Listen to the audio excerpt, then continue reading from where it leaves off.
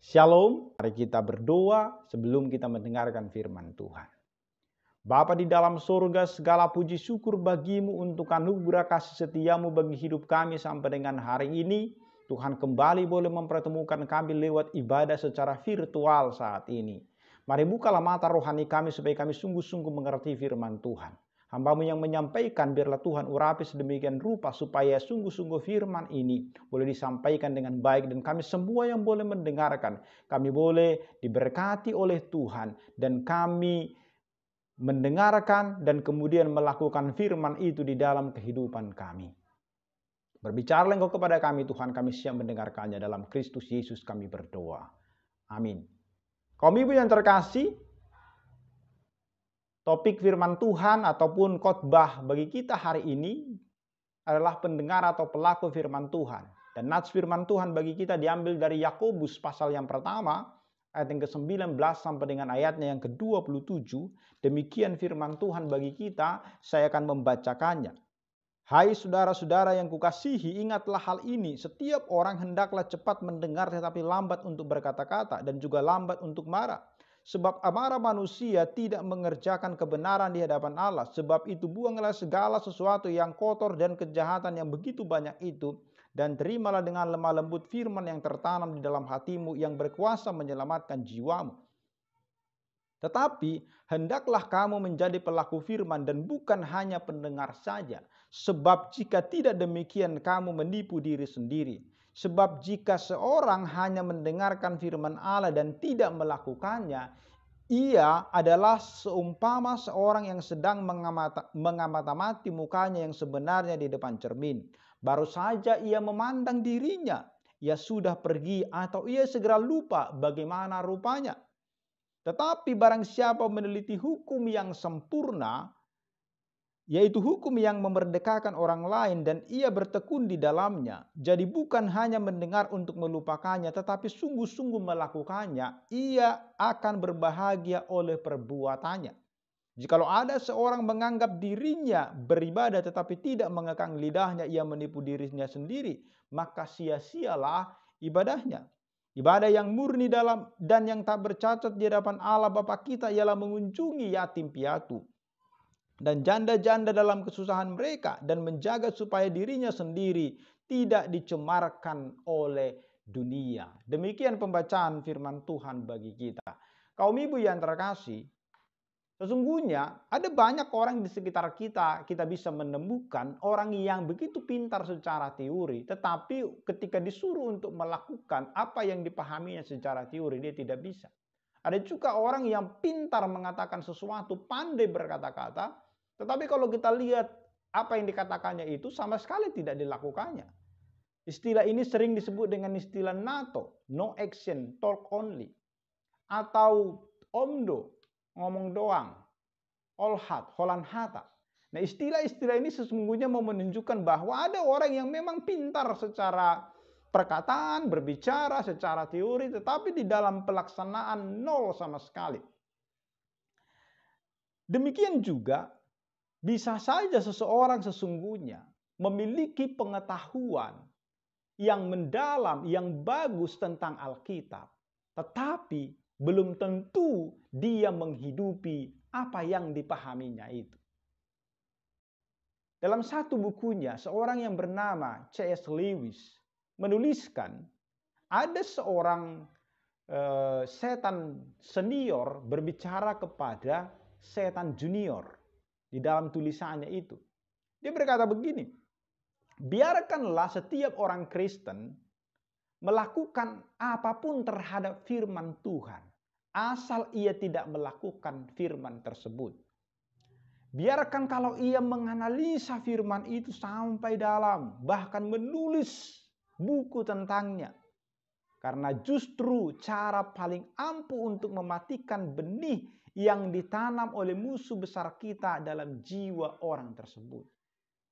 Ini memiliki makna bahwa yang tidak disukai oleh iblis adalah kita menjadi pelaku firman. Kaum ibu yang terkasih, memang yang berbahaya adalah kalau umat Tuhan menjadi terbiasa ke gereja, atau ke persekutuan hanya untuk mendengarkan firman Tuhan. Bahkan bisa menjadi pecandu khotbah. Bisa saja di semua ibadah dia hadir. Pindah ibadah dari satu gereja ke gereja yang lain. Senang dengan ulasan yang indah dan dalam. Tetapi hanya sampai di situ saja. Tidak berkembang dan tidak ada kelanjutan dari situ. Maka pertanyaan saya adalah, dari ratusan khotbah yang sudah kita dengarkan, berapa banyak yang sudah kita terapkan dalam hidup kita? Sudah berapa banyak khotbah yang kita dengarkan itu sudah kita lakukan? Saya punya prinsip di dalam hidup bahwa hidupku adalah khotbahku dan khotbahku adalah hidupku. Artinya, tidak boleh hanya ngomong saja, tetapi juga harus menjadi seorang yang melakukan apa yang saya sampaikan. Demikian juga ketika kita mendengarkan firman Tuhan. Kalau kita senang mendengarkan firman Tuhan, maka kita juga harus menjadi seorang yang melakukan firman itu. Bukan hanya mendengarkan. Maka perhatikan di dalam bagian ini, Yakobus tidak basa-basi di dalam menulis bahwa orang Kristen yang hanya mendengar firman Tuhan tanpa melakukannya, sebenarnya dia bukan orang Kristen, kata Yakobus. Melainkan dia adalah seorang penipu. Di ayat 22, Yakobus pasal 1 itu. Penipu orang lain dan penipu diri sendiri. Tentu ia tidak bisa menipu Tuhan karena memang Tuhan tidak bisa ditipu. Nah, yang dimaksud oleh Yakobus di sini bukan kegagalan sesekali karena natur kita sebagai orang berdosa yang hidup di dalam dunia yang berdosa ini. Yang ia maksud adalah tidak adanya keinginan untuk melakukan firman secara sengaja, tidak berniat untuk melakukan firman ini. Maka itu sebabnya nats firman Tuhan hari ini mengingatkan kita kembali supaya tidak berhenti hanya menjadi seorang pendengar saja, tetapi juga harus menjadi pelaku firman. Kalau kita lihat di ayat yang ke-19 sampai dengan 21, Yakobus sedang mengajarkan tentang bagaimana sesungguhnya sikap hati kita ketika mendengarkan firman Tuhan. Jadi ketika kita menghampiri firman Tuhan, paling tidak ada dua hal penting yang disampaikan oleh Yakobus di sini. Pertama, kita harus bertekad untuk menyingkirkan segala kekotoran, segala yang jahat, hawa nafsu yang memenuhi hati kita. Jika hati kita dipenuhi oleh keserakahan, nafsu yang tidak beres, rasa iri dan kebencian, maka kita tidak akan dapat menerima firman Tuhan itu. Hati kita akan semakin menjadi keras jika kita terus mendengar khotbah sambil tetap berpaut pada kejahatan. Kita harus memilih untuk lepas dari segala kekotoran dan kejahatan jika kita benar-benar ingin mengalami kuasa dari firman Allah. Dan hanya dengan cara demikianlah sesungguhnya firman Allah bisa mulai bekerja di dalam hati kita. Kedua, kita harus menerima firman itu dengan lembut. Hati yang lembut adalah hati yang dapat diajar sepenuhnya. Dikatakan ayat 20 itu, terimalah dengan lembut firman yang tertanam di dalam hatimu. Jadi membuka hati yang lembut itu, dia mau taat dan rendah hati ketika mendengarkan firman Tuhan. Jadi secara umum hal ini berarti bahwa kita bersedia atau mengizinkan kehendak Allah digenapi di dalam kehidupan kita. Semua itu menyatakan jenis sesungguhnya sikap hati yang harus kita miliki dalam mendengarkan ataupun menghampiri firman Allah.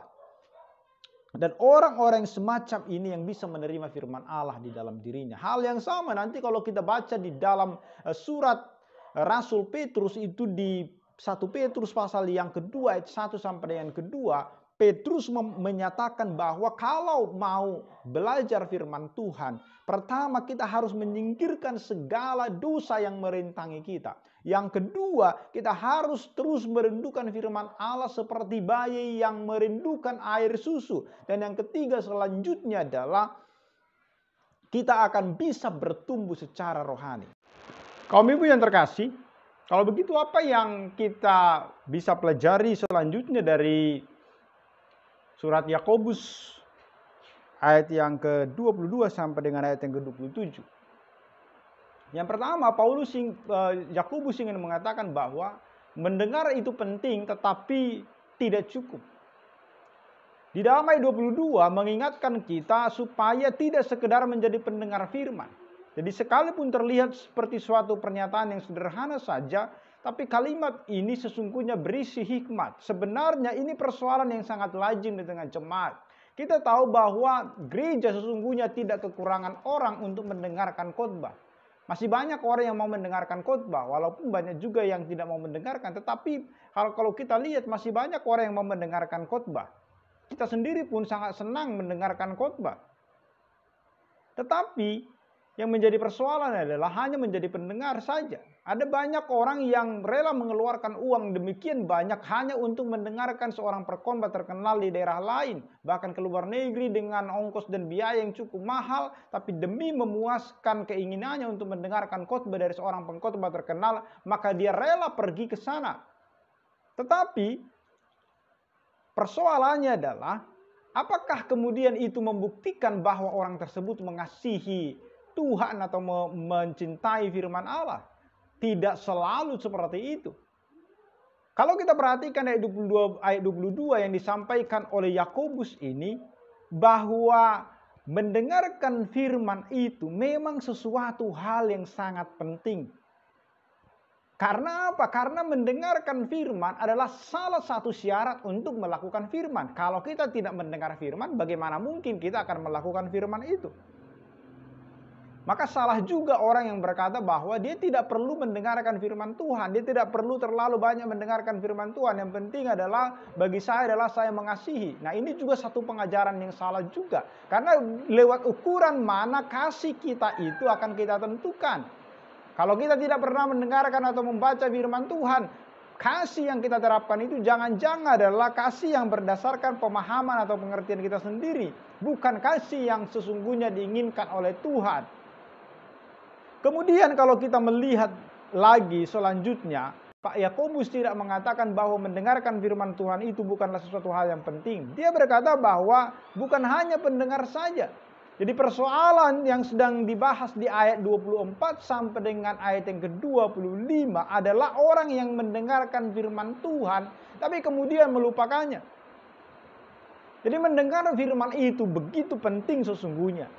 Di ayat 19, kembali Yakobus menekankan, ia ingin agar apa? Kita cepat mendengarkan. Di dalam ajarannya pun, Yesus sendiri pun mengatakan bahwa supaya setiap orang yang memiliki telinga untuk mendengarkan. Kita bisa membaca itu di dalam Lukas pasal 8 ayat yang ke-18. Jadi Yesus tidak hanya sekedar menekankan bahwa penting mendengar, namun lebih penting lagi adalah sikap hati di dalam ketika mendengarkan firman Tuhan. Nah, karena memang kadangkala yang ada juga persoalan di zaman kita sekarang ini bukan sekedar kegemaran mendengar tanpa melakukan firman, tetapi ada juga memang persoalan yang lain, yaitu minat untuk mendengarkan firman di masa kini semakin sedikit sekali. Bahkan ketika dilakukan survei di beberapa daerah, ada begitu banyak orang memiliki Alkitab, termasuk kita orang Batak. Begitu banyak memiliki Alkitab, tetapi paling malas membaca Alkitab. Jadi itu sebabnya Yakobus menyuruh kita untuk tidak sekedar menjadi pendengar firman, tetapi ia juga tidak berkata bahwa mendengarkan firman itu tidak penting. Pokok masalah yang sesungguhnya ingin disampaikan bagi kita adalah banyak orang yang suka mendengarkan khotbah, akan tetapi mereka tidak mempraktekkan apa yang mereka dengarkan karena begitu cepat melupakannya. Jadi dia menyebutkan, Yakobus menyebutkan fenomena ini dengan istilah menipu diri sendiri. Yakobus mengajukan sebuah perumpamaan tentang seseorang yang sedang bercermin di ayat yang ke-22 sampai 23 sampai dengan ayat yang ke-24. Maka tanpa cermin kita tidak akan bisa menjaga penampilan kita. Demikianlah sesungguhnya yang mau disampaikan oleh Yakobus, bahwa firman Allah itu seperti cermin yang dapat dipakai untuk membantu kita menjaga kebersihan bagi kita. Kalau kita perhatikan tadi di ayat 19 sampai dengan 21, bagaimana kemudian Yakobus mengatakan bahwa sebelum menerima firman Tuhan kita harus membuang dulu segala kejahatan, kekotoran di dalam diri kita. Maka dengan cara apa kita memastikan apakah sesuatu itu adalah kotor dan jahat? Adalah dengan firman Tuhan. Jadi menilai sesuatu benar atau tidak dosa atau tidak adalah firman Tuhan. Tanpa itu kita tidak bisa menentukan sesuatu itu adalah sesuatu hal yang salah atau tidak. Jadi ukurannya adalah firman Tuhan. Jadi firman Allah adalah standar moral bagi kita di dalam menentukan sesuatu itu adalah sesuatu hal yang salah atau tidak. Jadi firman Allah memiliki fungsi sama seperti cermin. Ketika kita bercermin, ditunjukkannya kesalahan kita. Ketika kita membaca Alkitab, maka Alkitab juga mempertontonkan, menunjukkan segala kejahatan kita, segala sesuatu yang tidak beres di dalam diri kita. Itu sebabnya sering dikatakan ada satu perkataan, waktu kita membaca Alkitab, maka Alkitab juga membaca kita. Maksudnya, kita dibaca, ditunjukkan apa yang tidak beres di dalam diri kita. Ada dosakah? Ada ketidakbenarankah di dalam diri kita? Maka Alkitab akan menunjukkan itu. Jika kita memiliki sikap hati yang benar terhadap firman Allah, maka sesungguhnya akan berfungsi, Alkitab itu akan berfungsi seperti cermin yang mampu mengubah segenap kehidupan kita. Membuat kita kemudian meninggalkan kekotoran, meninggalkan kejahatan dan menjadi orang merdeka. Itu sebabnya di ayat 25 itu dikatakan bahwa firman Allah sebagai hukum yang memerdekakan orang. Karena firman Allah dapat memerdekakan seseorang dari belenggu dosa dan menjadi orang yang benar. Maka firman adalah seperti cermin untuk kita, di mana kita harus membenahi diri kita. Jadi sebagian orang Kristen memang kerap menerapkan firman Allah pada orang lain. Kadang-kadang seperti itu. Jadi tidak kepada diri kita. Jadi ini diibaratkan seperti seseorang yang membawa cermin tetapi selalu menunjukkan ke muka orang, oh ini salahmu. Tetapi tidak ditunjukkan kepada dirinya untuk menunjukkan di mana kesalahannya. Persoalan yang sama kemudian Yesus sampaikan itu di dalam Matius pasal yang ke-7. Orang Kristen yang hanya melihat selumbar di mata orang tapi balok di mata sendiri tidak dia lihat. Jadi ini sama seperti yang saya katakan tadi. Ada orang yang membawa-bawa cermin, tetapi wajah orang lain yang dipertontonkan di situ atau ditunjukkan ke muka orang, tapi bukan kepada mukanya sendiri, atau mulai mencari-cari kesalahan orang dan tidak kesalahan diri sendiri. Jadi apa yang dimaksud dengan kemudian di ayat yang ke 23 itu, jika seseorang hanya mendengar firman saja dan tidak melakukannya adalah seumpama seorang yang sedang mengamati mukanya yang sebenarnya di depan cermin. Sama seperti itu sesungguhnya waktu kita membaca Alkitab, kita mengamati. Jadi maksudnya itu apa? Berarti kita harus cermat melihat setiap perinciannya. Walau bukan berarti membesar-besarkan masalah yang kecil. Hal seperti ini juga berarti bahwa kita harus mentaati firman Tuhan. Mulai daripada hal persoalan-persoalan yang kecil. Kemudian, selain menyuruh kita mendengarkan firman Tuhan, maka Yakobus juga mengingatkan kita untuk terus-menerus mengamati, meneliti firman itu. Jadi perlu itu lewat penelaan Alkitab. Bertumbuh bersama dalam kelompok kecil dan hal-hal lain yang bisa kita lakukan untuk meneliti firman Tuhan itu. Supaya apa? Supaya kita bertumbuh oleh firman Tuhan itu. Saya berharap kita menangkap apa yang ditekankan oleh Yakobus. Jadi jangan pernah berpikir bahwa poin utama Yakobus adalah hanya melakukan firman Tuhan. Tetapi Yakobus juga menekankan penting untuk mendengarkan firman Tuhan. Karena kalau kita tidak mendengarkan firman Tuhan, bagaimana kita akan melakukan firman Tuhan itu sendiri. Maka di poin yang kedua adalah setelah kita diajak untuk mendengar firman yang baik, maka hendaklah kita menjadi pelaku firman. Di ayat yang ke-22 itu tadi. Jadi kita mendengar supaya melakukan. Sebelum melakukan, mendengarkan firman Tuhan juga. Mendengar dengan perhatian. Mendengar dengan sungguh-sungguh. Tetapi kalau hanya sampai berhenti di situ, itu tidak ada gunanya. Maka kalau mau mendengarkan firman dan itu ada manfaatnya bagi kita, maka kita juga harus melakukan firman itu. Jadi kalau kita mendengarkan firman Tuhan setiap hari dalam seminggu, dan yang khotbah itu adalah malaikat di sorga, Namun jika kita berhenti hanya menjadi pendengar saja, maka tidak akan pernah untuk membawa kita kepada pertumbuhan kerohanian yang benar. Itu sebabnya Yakobus sangat menegaskan hal ini. Dan tanpa diragukan lagi adalah hal yang penting dan tidak bisa ditawar-tawar. Bahwa kita harus melakukan apa yang kita dengarkan. Harus ada pengalaman di dalam batin kita dengan merenungkan dan pengamalan dalam bentuk perbuatan yang bisa dilihat bila kita memang sungguh-sungguh mau taat kepada firman Tuhan itu. Jadi bukan hanya berbicara, bukan hanya mendengarkan, bukan hanya menyampaikan, tetapi melakukan firman. Jadi tidak cukup hanya mendengarkan, tidak cukup hanya mengisi pengetahuan, harus menjadi seorang pelaku. Karena kalau kita tahu sesuatu, tetapi kita tidak melakukan itu, maka kita adalah penipu. Itu yang dimaksudkan oleh Yakobus di dalam suratnya ini.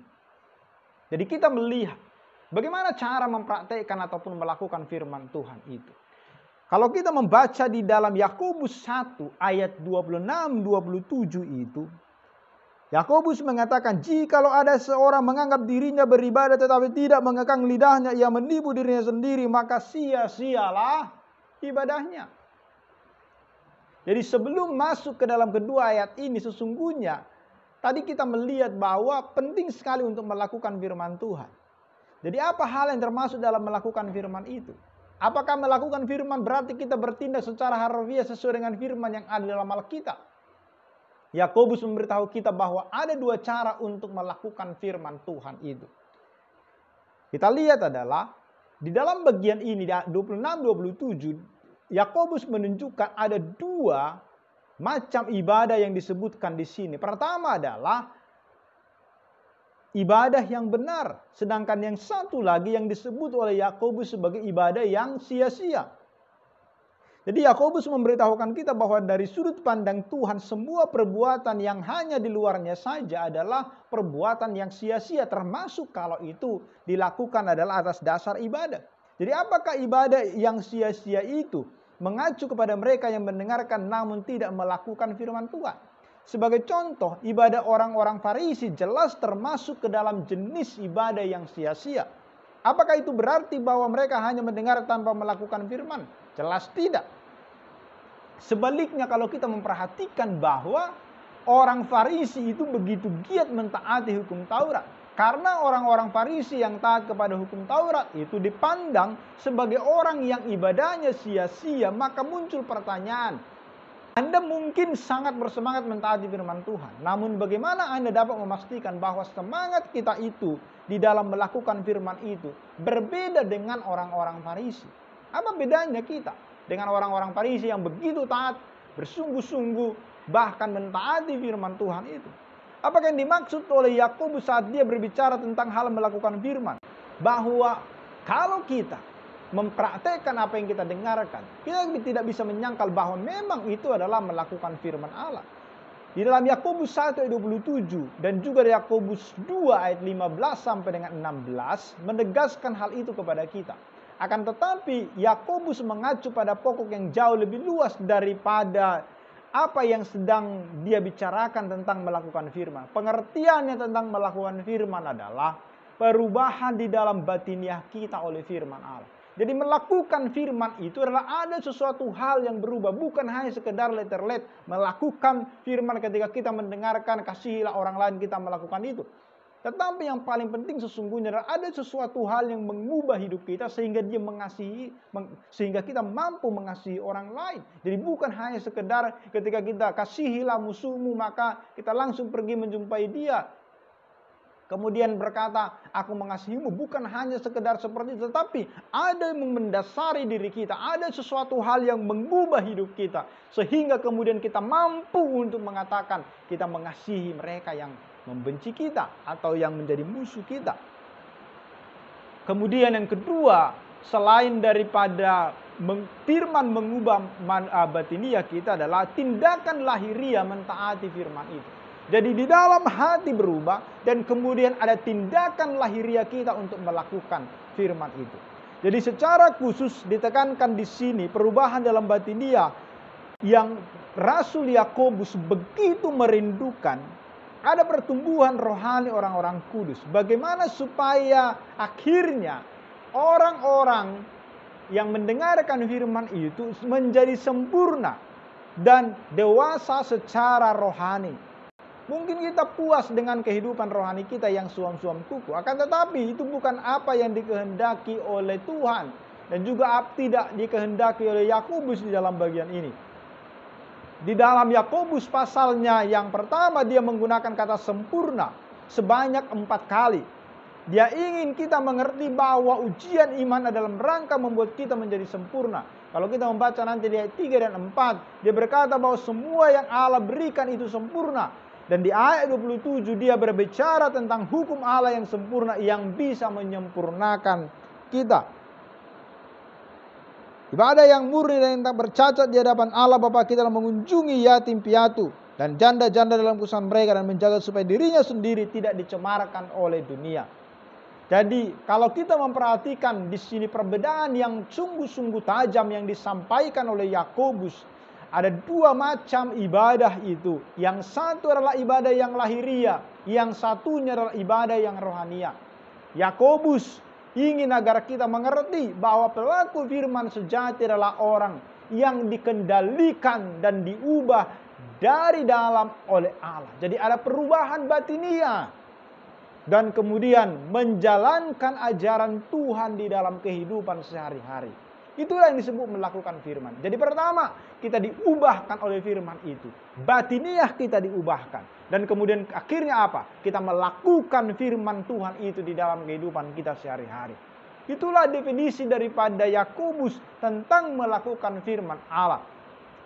Maka harus kita camkan tindakan lahiriah tanpa perubahan di bagian dalam adalah ibadah yang sia-sia di mata Allah. Di sisi lain orang yang telah mengalami perubahan dari Allah, maka dia pasti dan harus menjalani firman Allah di dalam kehidupannya sehari-hari. Jadi saya harap kita mengerti, kita tidak boleh hanya mendengarkan firman. Bukan berarti mendengar itu tidak penting, tetapi tidak boleh hanya menjadi pendengar saja. Tetapi kita juga harus melakukan firman Tuhan. Dan yang pertama, harus diubah oleh Tuhan dari dalam. Batiniah kita berubah. Dan kemudian menjalankan firman Tuhan itu di dalam kehidupan kita sehari-hari. Biarlah Tuhan dimuliakan di dalam seluruh kehidupan kita. Dan kita melakukan firman yang sudah kita dengarkan. Apakah yang bisa kita praktekkan sekarang? Ada banyak hal yang bisa kita praktekkan. Adakah orang-orang yang di sekitar kita yang perlu kita kasihi?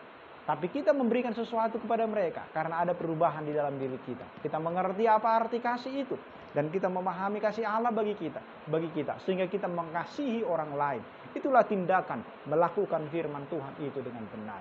Dimuliakanlah Tuhan di dalam seluruh kehidupan kita. Amin, kita bersatu di dalam doa. Tuhan, kami sudah mendengarkan firman-Mu supaya kami tidak hanya mendengarkan firman tapi menjadi pelaku. Ampuni kami kalau begitu banyak kami mendengarkan firman Tuhan, tapi hidup kami tidak berubah, kami tidak melakukan firman Tuhan itu. Ajari kami Tuhan, supaya hati kami diubahkan, diperbaharui oleh Tuhan, sehingga kami menjadi pelaku-pelaku firman di dalam kehidupan kami. Bukalah mata rohani kami untuk melihat apa yang harus kami kerjakan dari sekian banyak firman yang sudah boleh kami dengarkan. Dimuliakanlah Engkau Tuhan di dalam seluruh kehidupan kami. Dalam Kristus Yesus kami berdoa. Amin. Marilah kita terima berkat dari Tuhan Allah kita. Kasih karunia daripada Allah Bapa, kasih setia daripada anaknya Tuhan Yesus Kristus, penyertaan penghiburan daripada Roh Kudus. Itulah yang memberkati kita dari hari ini sampai dengan selama-lamanya. Amin.